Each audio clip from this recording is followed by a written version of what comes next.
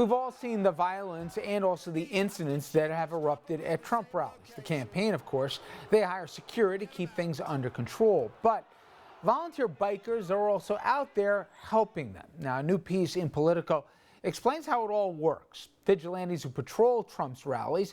It's written by reporter Ben Schrekinger, and he's kind enough to join us out of the Politico studios. Ben, thanks for a few. Appreciate it. Yeah, thanks for having me. Glad to be here.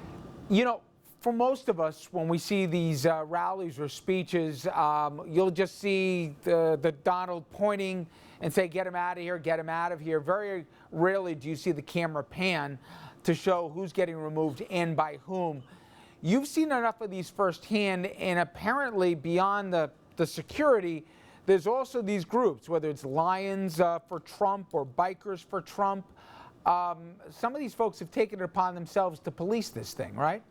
That's right, and there's a variety of groups. There are also individuals who are either acting independently, in some cases cooperating with the campaign on a variety of activities.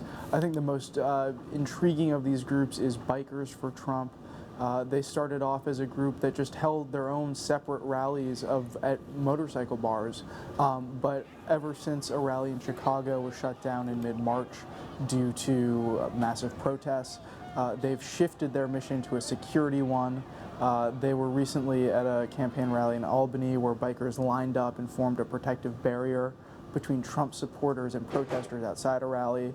Last week in Harrisburg, the group was patrolling the floor of the arena at a Trump rally, tearing signs out of the hands of protesters, helping Trump's private security identify protesters, and then standing nearby and following these protesters out as they were moved by law enforcement, saying that they were ready to be Plan B if things got out of control.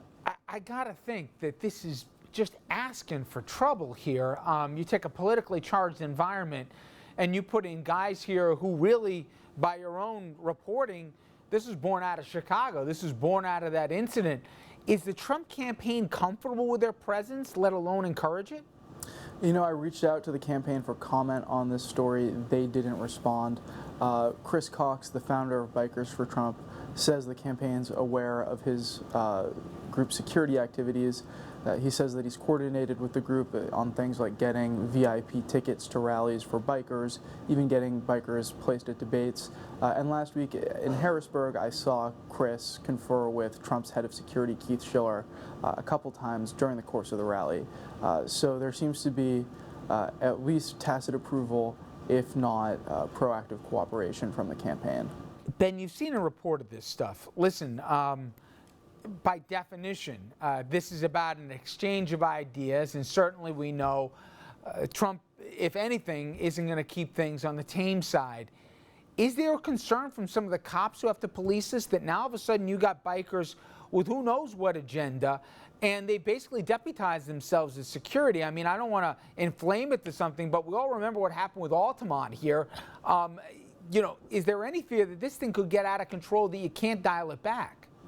That is a concern. I spoke with Steve Amite, who is a lawyer who has expertise in event security. I described the Bikers for Trump and their mission to him. He also came up with that Altamont comparison where, of course, someone died at the hands of Hell's Angels.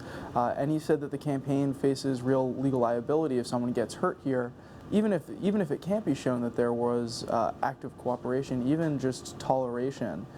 He said creates a strong case for negligence if someone were to be hurt by one of these bikers at one of these rallies. Ben, you've drawn the task to cover more than a few of these. I'm curious, what would surprise the general public, regardless of where the rallies are held, as to who is showing up at these rallies, what they want to hear, and what gets the biggest applause lines when Trump does his shtick? The wall is one of the bigger applause lines. Depending on the crowd, when Trump goes after Hillary, that's a great applause line for him.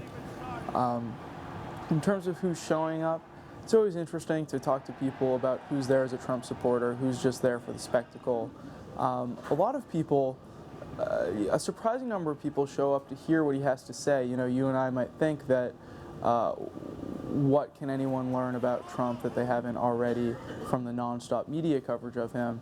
but it's still a preferred method of vetting candidates for many voters to just go listen to the guy in person. So there are a lot of people whose minds aren't made up either way who make their way into these rallies. Ben, I appreciate it for you. Thank you so much. Yeah, thanks for having me. All right, everybody, stay with us. When we come back after the break, we'll take a look at some local headlines.